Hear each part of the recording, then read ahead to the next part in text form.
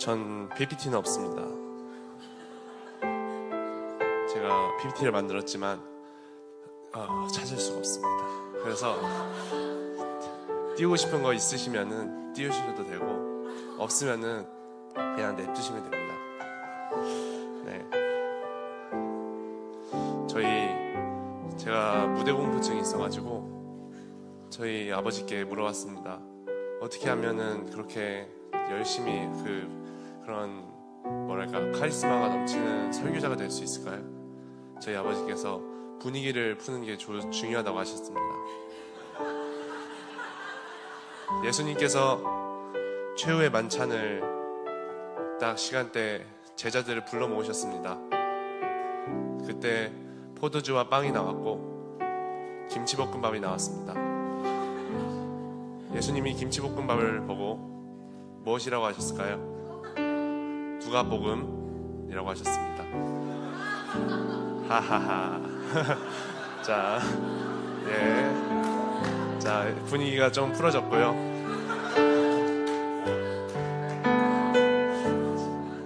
아버지께 감사드립니다. 네, 인사를 드리겠습니다. 저는 이 IM 선교에서 현재 태어난 지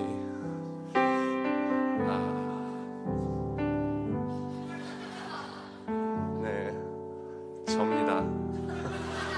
태어난 지 이제 20살이니까 20년이 되었습니다. 참 많은 우여곡절과 이 시간들이 있었지만은 참 살려주시고 하나님께서 여기까지 잘 인도해 주심의 은혜인 줄을 믿습니다. 네, 저는 이제 몇 년에 태어났냐면요, 2006년에 태어났는데 그때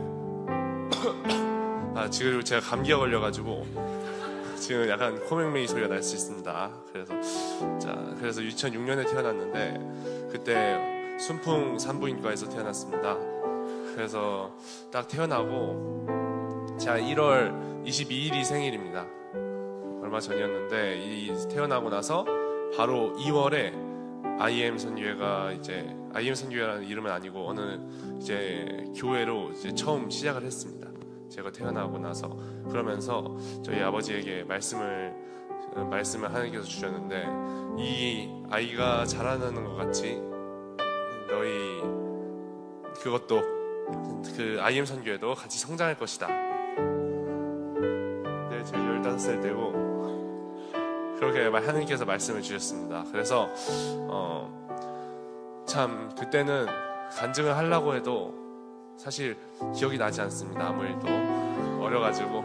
하지만 하나님께서 그런 말씀을 주시고, 저는 아직도 생각나는 게, 이제 제가 막 이제 예배당에서 기도를 하고 있는데 우리 필립이랑 그 성도가 막 뛰어놀잖아요. 쟤네들은 저기 뒤에서 뛰어노는데 저랑 수아는 이 사람들 사이를 막 종횡무진하면서 기도의 시간에 막 뛰어놀았었어요.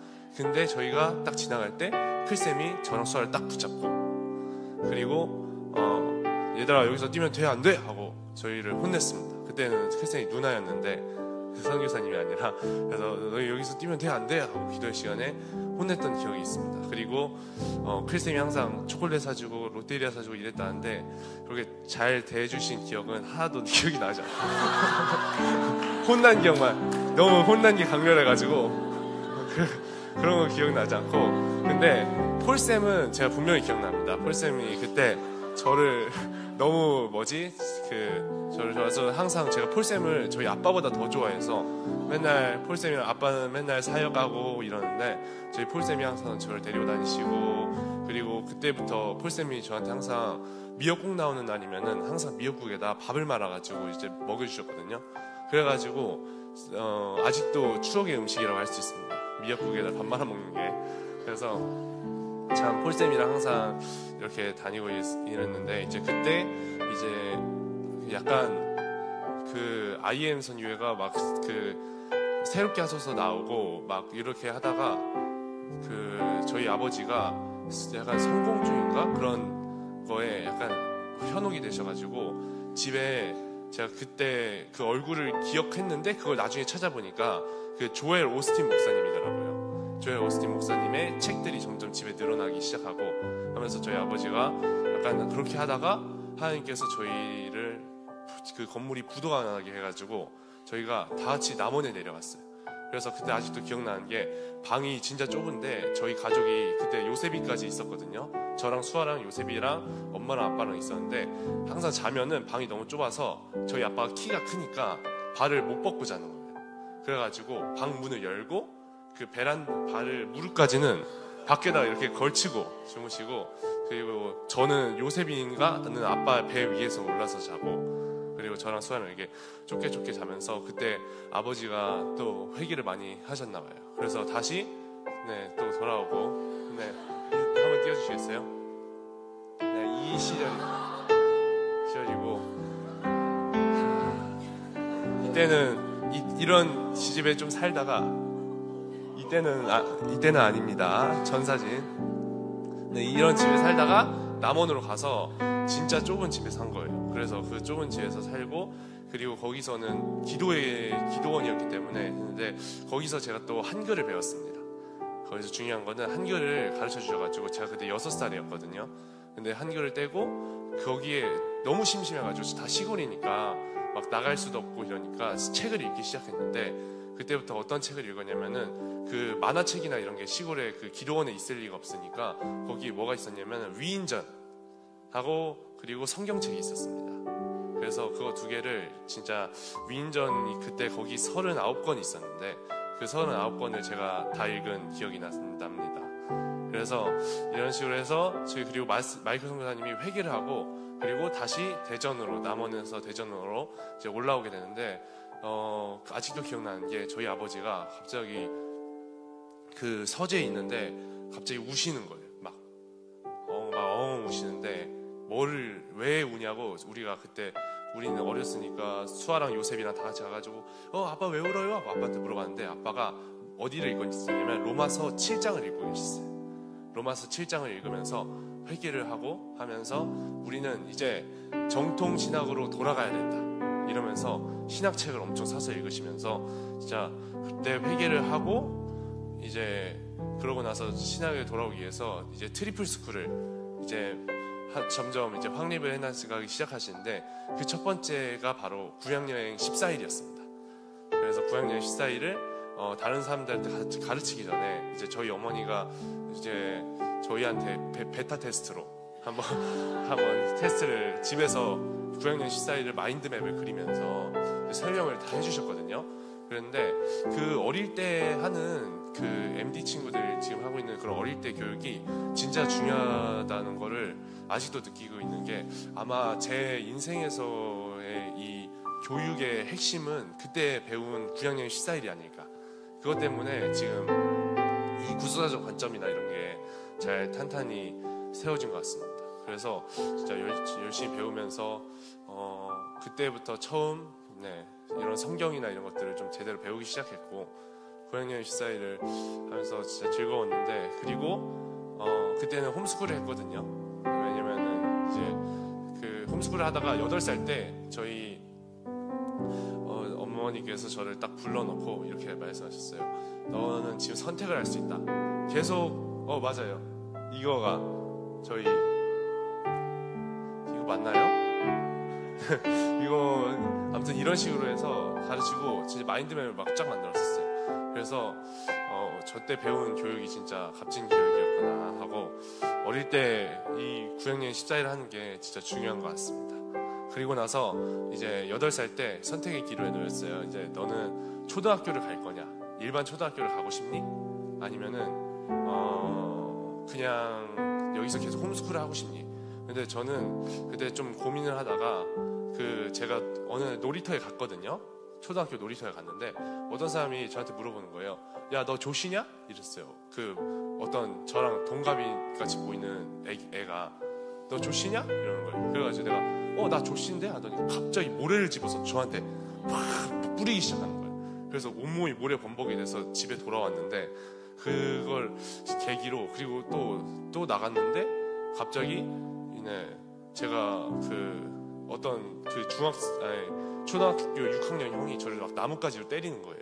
그래서 그거를 보고 초등학교는 갈 곳이 못 되는구나. 그래서 홈스쿨을 계속 하겠습니다. 근데 좋은 선택이었던 것 같아요. 그래서 그걸 통해서 또 아이언 선교에 남아있게 되고 8살 때 하다가 저희 아버지께서 계속 홈스쿨을 배우면서 그때 10살 때쯤 그 계속 홈스쿨 그 교육을 통해서 10살 땐가 그 초등학교 검정고시를 막 100점을 맞고 이랬던 것 같아요. 그래서 아무튼 다시 돌아와서 8살 때, 그리고 저희 아버지께서 이제 우리는 한국을 넘겨주고 이제 우리는 필리핀으로 간다, 필리핀으로 선교를 떠난다, 이렇게 하시는 거예요. 우리는 이제 필리핀에서 살겠다, 이렇게 하셔가지고, 네, 저 때가 필리핀 사진입니다. 자, 필리핀 사진인데 우린 필리핀에서 살겠다 이러면서 저한테 백두산 이야기를 해주셨어요. 백두산이 좀 있으면 폭발할 것이다. 그리고 백두산이 폭발하면은 한국은 날아간다. 그리고 클라 선교사님이 그때 아직도 기억나는 게 이런 말씀하셨어요. 북한은 고통을 느낄 새도 없이 죽을 것이다. 하지만 한국은 용암이 점차 천천히 내려와서 너의 발가락부터 머리끝까지 점점 타는 고통을 느끼게 될 것이다 라고 저희 어머니랑 하시는 대화를 듣고 얼른 도망치자 하고 저희 아버지가 말씀하신 게 필리핀 가면은 2층 침대가 있어 이러는 거예요. 그래서 그 말에 혹해서 필리핀으로 딱 가는 거예요. 그래서 필리핀 가면서 처음에는 저야 와 좋다 하고 막 뛰어놀고 이랬는데 그때 믿음이가 7개월이었거든요. 그리고 막 신학생도 몰려오는데 밥은 항상 한 끼에 일반찬이었고요. 하루에 일반찬이었습니다. 그 큰 국통에다가 저희 아버지가 그 된장찌개를 만드시는데 배추를 3등분을 해가지고 바로 넣고 바로 끓이고, 그리고 밥으로 막 김치만 나오는 날도 있고, 그리고 어느 날은 또요라고 해가지고 멸치 조금 큰 거를 구워주거든요. 근데 그거가 막 밥으로 나오고, 그리고 저희가 그 말똥죽이라고 부르는 죽이 있는데 콩 같은 걸 막 섞어서 막 주고 했는데 저희는 그런 거 상관없이 진짜 재밌게 놀았습니다. 그때는. 근데 옆에 보니까 옆집에 어떤 애가 살았냐면은 돈이 없어서 판잣집을 개량을 해가지고 거기서 살고 있는 거예요. 그분을 저희 아버지가 살리겠다고 그분의 그 아내분을 저희 식당으로 고용해가지고 그때 아떼 그레이스라고 해서 같이 데리고 사역하면서 거기 옆집에 애가 있었는데 손가락이 여기에다가 하나가 더 붙어 있었어요. 손가락이 6개였고, 그리고 그 옆집에 개가 있었는데 어느 날 개가 미친 거예요. 미쳤는데 광견병에 걸려가지고 닥치는 대로 막 사람을 물기 시작하더니 병원에서 그 구조대가 와가지고 그물총을 쏴가지고 걔를 잡아가고, 옆집에 호주 애가 살았는데 걔가 다리를 물려가지고 병원에 가서 주사를 10대 맞고 살았나 죽었나 모르겠더라고요. 그래서 그런 데서 살았는데 거기서 믿음이가 어떻게 했냐면 믿음이가 그 기저귀만 차고 2살 때 돌아다니는 거예요, 밖에. 근데 저희 어머니 아버지는 지금 굉장히 수업하느라 항상 바쁘셔가지고 이제 제가 아니고 수아가 다 돌봤습니다. 수아가 다 뒤에 보시면은 이 나이 때, 네, 여기는 누군지 모르겠고, 자 중간에 믿음인데 얘가 그 밖에 유리 조각이 있을지도 모르고 거기를 맨발로 기저귀만 차고 필리핀 친구들이랑 아무 그거 없이, 믿음이가 참 강한 아이입니다. 그리고 그때 열이 올라가지고 믿음이가 응급실에 2번을 쓰러져가지고 40도가 열이 넘어 41도 이렇게 애기인데 쓰러져가지고 갔어요.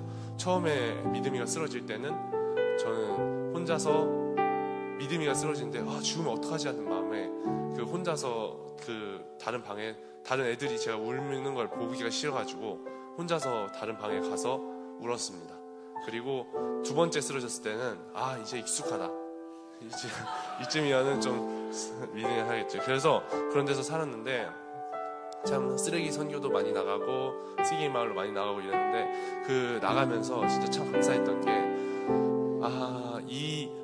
이런 삶들이 좀 뭐랄까 굉장히 다른 사람들이었으면 막 덥다고, 학생들이었으면 덥다고 불평하고, 그리고 다른 사람이었으면은 막 다른 옆에 친구들이랑 비교하고 이랬을 텐데, 저는 비교할 친구가 없는 거예요. 그래서 원래 다 이렇게 사는구나, 이렇게 생각을 했어요. 그래서 한국의 마트에 갔는데도 한국에 저희가 다시 돌아와서 믿음이가 기저귀만 입고 홈플러스를 막 돌아다니는 거예요. 그래가지고 원래 그런 게 당연하게 되겠다 이렇게 생각을 하면서 참 살면서, 그때를 생각하면서 진짜 좋았던 게, 이제 처음에 트리플 스쿨을 통해서 하고, 그 다음에 필리핀에서는 좀 이 생활적인 훈련을 좀 받으면서 어디에 떨어지든 살아나갈 수 있는 이 선교사 훈련을 좀 많이 받게 된 것 같습니다. 그래서 감사할 줄 알지만은 불평하지 않는 그런 삶을 또 좀 배웠던 것 같습니다. 그래서 필리핀에 갔다가, 그래서 거기서는 이제 그때는 MK가 없었어요. MK 교육이 없었고, 뭐가 있었냐면 MK가 없었고 홈프리스쿨이 있었거든요. 그곳에서 저를 이제 리더로 세워주셨어요. 리더로 세워주셨는데, 그때부터 저의 이 5년간의 독재 정권이 시작되었습니다.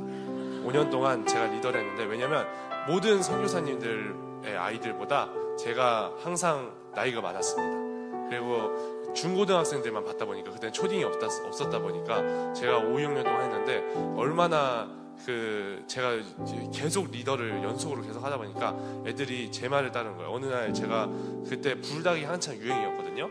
근데 제가 말했어요. 얘들아, 불닭보다 튀김우동이 맛있어. 근데 그 한마디에 불닭을 아무도 안 먹고 다 튀김우동만 먹더라. 그러면서 튀김우동 먹으면서 역시 튀김우동이 맛있지 이러는 거예요. 그리고 제가 어느 날 맛없는 초록색 야채가 나왔어요. 샐러드 같은 게 나왔는데, 이게 파란색 초록색이니까 이걸 먹으면은 헐크처럼 힘이 세지는 거야. 애들이 달라고 해서 제가 애들한테 반찬을 넘겨줬던 그런 기억이 있어요. 그래서 그렇게 하면서 그때는 열심히 놀면서 좀 이제 리더의 좀 훈련을 받다가, 이제 초등 캠프가 있었습니다. 초등 캠프가 처음으로 열렸고, 1차 예복수 캠프가, 제가 그때 12살이었거든요. 12살이었는데 어떤 그걸 했냐면 생명과 바꾼 찬양을 그때 했었어요. 생명과 바꾼 주의 사랑을 하고, 설교 때 어떤 설교를 했냐면 이사야 6장 8절 이 주제로 나왔는데요. 내가 또 주의 목소리를 들은즉 이르시되 내가 누구를 보내며 누가 우리를 위하여 갈고, 그때 내가 가로되 내가 여기 있나이다 나를 보내소서. 이 말씀을 통해서 저는 그때 예수님을 만나고, 예수님을 만남과 동시에 선교사로서 서원을 했던 것 같습니다. 그래서 기도를 하면서 하나님 저를 보내주시옵소서, 그렇게 서원을 하자마자 저에게는 두 가지 그게 맡겨졌는데요. 처음은 농사입니다.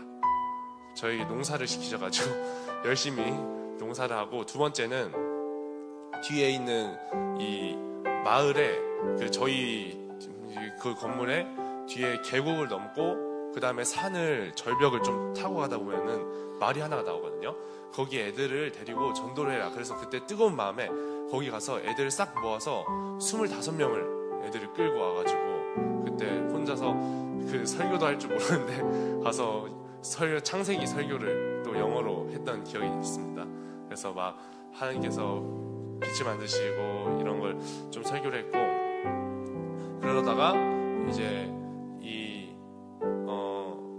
우리가 이제 한국으로 가야 된다. 다시 마이클 성교사님께 메시지를 받아서 거기 있는 교회를 또 잘 물려주고, 또 한국으로 갔다가 또 미국으로 떠나게 되는데, 그 미국에서 하나님께서 또 저에게 기도 훈련을 시키셨습니다. 그래서 거기 있는 목사님이 그렇게 말씀하시는 거예요. 너희는 지금 10시간도 기도를 못하면서 어떻게 기도한다는 소리를 할 수 있느냐, 어떻게 예수님을 믿는다는 소리를 할 수 있느냐 하면서 밤에 문을 걸어 잠그고 혼자서 건물에 내버려두고 다 숙소로 가는 거예요. 한 명씩. 그래서 제 차례가 되었어요. 근데 그날 밤에 그 거리에서 미국이니까 총격전이 벌어졌습니다. 그래서 도로가 폐쇄되고 점점 무서운 생각이 드는 거예요. 하나님 어찌할까요? 하는데 그 눈물이 점점 나오면서 하나님께서 저를 또다시 만나주신 것 같습니다. 그래서 10시간 동안 진짜 깨어서 기도해야지 하면서 막 열심히 기도하고 또 하나님을 잘 체험하는데 그 목사님 설교가 날이 갈수록 이상해지는데 666 칩 얘기를 하고 막 했는데 알고 보니까 이단이셨더라고요. 이단이셨는데 아무튼 목사님 설교하는 별개로 그때를 통해서 또 기도와 이런 것들을 또 하게 되고 이제 다시 한국에 와서 이제 원래는 미국을 막 가고 이랬던 이유가 이제 좀 유학이나 이런 것들을 생각을 하고 있었는데 티셔츠를 통해서 갑자기 마이클 선교사님께서 이제 DNA를 만들어야 된다. 그래서 검정고시를 빨리 다 쳐버리고 대학교를 사이버로 가고 우리는 이제 사역하는 세대를 만들 것이다. 해서 한국 와서 검정고시를 또 치게 됩니다. 근데 검정고시 때는 굉장히 제가 그때는 굉장히 질풍노도한 그런 때였던 것 같아요. 그래가지고 그때 검정고시를 진짜 공부하기가 싫어가지고 검정고시 캠프가 있잖아요. 그럼 2개월 동안 검정고시 캠프를 하면은 1개월 27일을 놀았습니다. 1개월 27일 놀고 3일 동안 벼락치기를 해서 검정고시를 보러 간 거예요. 한번 그랬는데 100점을 맞은 거예요.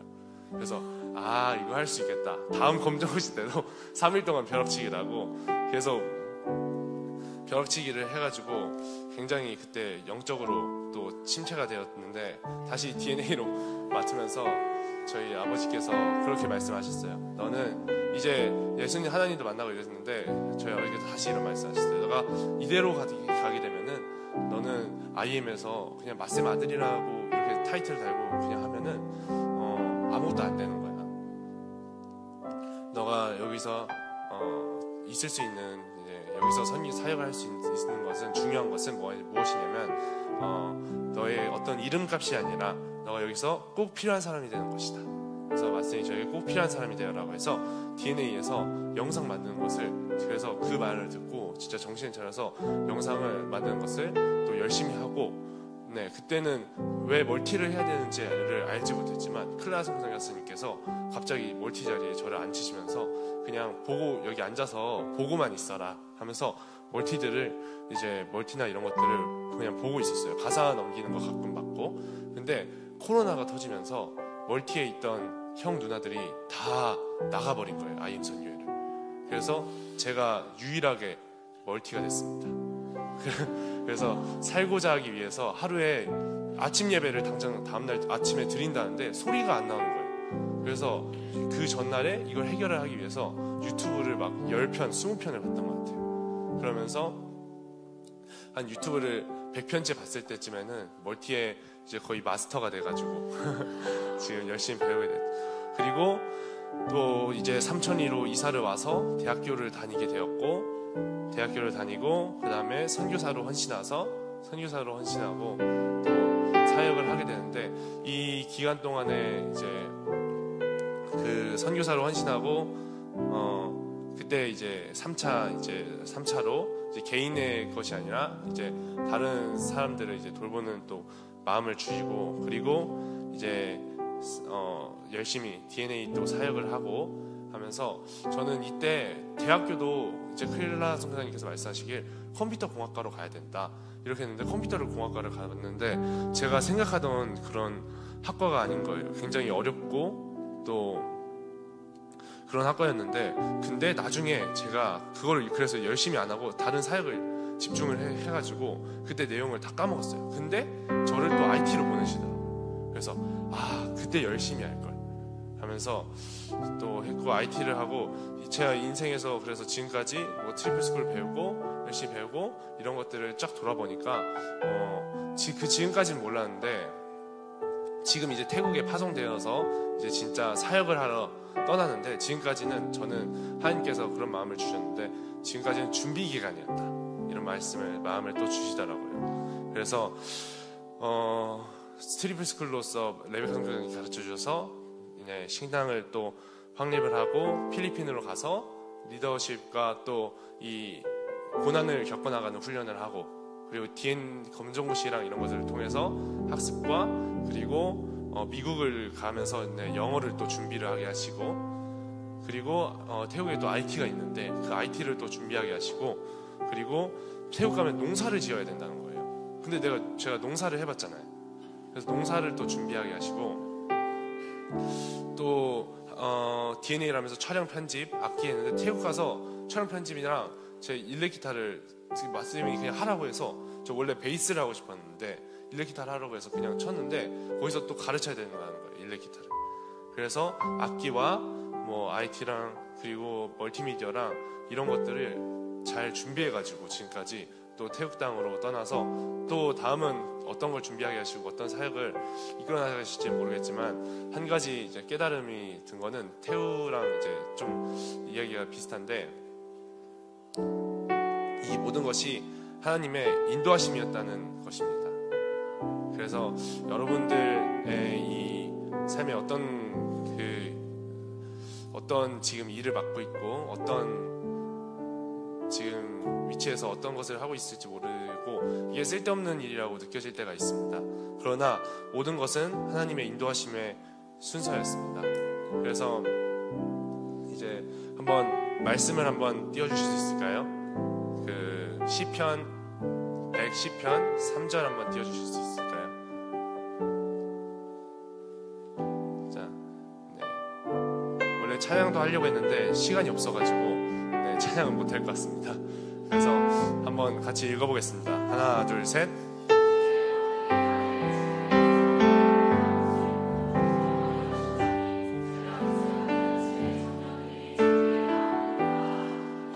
자, 말씀대로 될 줄 믿습니다. 주님께서 새벽 이슬 같은 청년들이 나오리라고 선포를 하셨습니다. 여러분도 여러분의 입으로 지금 선포를 했습니다. 새벽 이슬 같은 청년들이 사역을 하러 나올 줄 믿습니다. 그리고 여러분들이 새벽 이슬 같을 줄 믿습니다. 지금 표정을 보면은 새벽 이슬이 아니라 장맛비 같습니다. 하지만 주의 청년들이 이곳에 나왔습니다. 모두가 사역하는 세대가 될 줄 믿습니다. 지금 아멘이라고 말씀하신 분들은 모두 선교사입니다. 저와 같은 선교사입니다. 청년원 때에 여러분을 들으시길 바랍니다. 제가 이제 20살이 되었습니다. 청소년이 아니라 이번 연도부터는 청년입니다. 이제 청소년에 열심히 훈련을 받고 청년으로서 다음 훈련지와 이제는 사역을 하러 나가기 때문에 다음 사역지를 향해 나아갈 텐데, 하나님께서 저에게 또 다른 길을 또 열어가실 때 저는 즐거이 헌신합니다. 즐거이 헌신하고 주께 나옵니다. 그래서 하나님이 얼마나 기뻐하실까요? 그쵸? 여러분들의 헌신도 이제 지금 여기에 어제 졸업식을 했죠. 졸업식을 통해서 이제 20살이 되신 분들이 있습니다. 여러분들의 헌신이 이제 하나님께 즐거이 올려드려질 것입니다. 여러분들이 어떤 헌신을 하고 있는지 잘 생각을 해보시고, 그리고 청소년 여러분들은 이제 준비를 하고 있어요. 헌신할 준비를 하고 있는데 하나님께서 내게 어떤 것을 맡겨줄지, 어떤 사역지가 생길지 잘 한번 기도하면서 준비를 했으면 좋겠는 마음입니다. 그리고 마지막으로 태국 땅으로 가게 됩니다. 태우와 제가 열심히 찬양팀 사역, 그리고 멀티미디어와 이 영상 사역, 그리고 농사와 피클볼과 그리고 영어와 그리고 국제학교로 파송을 보내는 거가 무빙스쿨과 방과후 학교, 그리고 국제학교, 그리고 홈스쿨 사역과 이런 모든 것들을 동시에 해 나가야 됩니다. 아직 거기에는 시스템도 없고 개척 단계입니다. 그래서 불완전할 수 있습니다. 그러나 하나님께서 준비시키신 것 같이 그 준비하신 것대로 하나님의 뜻대로 완벽하게 모든 것이 이루어지기를, 그리고 그 이루어짐 가운데 저와 태우가, 요셉이가 또 수아쌤이 방해물이 되는 것이 아니라 하나님 앞에 온전히 쓰임받기를 기도해 주시길 바라겠습니다. 그리고 여러분들도 하나님의 뜻에 맞춰서 온전히 지금 쓰임받고 있습니다. 이미. 그러니까 불안해하지 마시고 여러분들이 다음 쓰임 받을지가 어떨지 지금의 자리에서 최선을 다하기를 제가 기도하겠습니다. 자, 마지막으로 말씀 한번 읽고 마치겠습니다. 아까 했던 말씀입니다. 하나, 둘, 셋.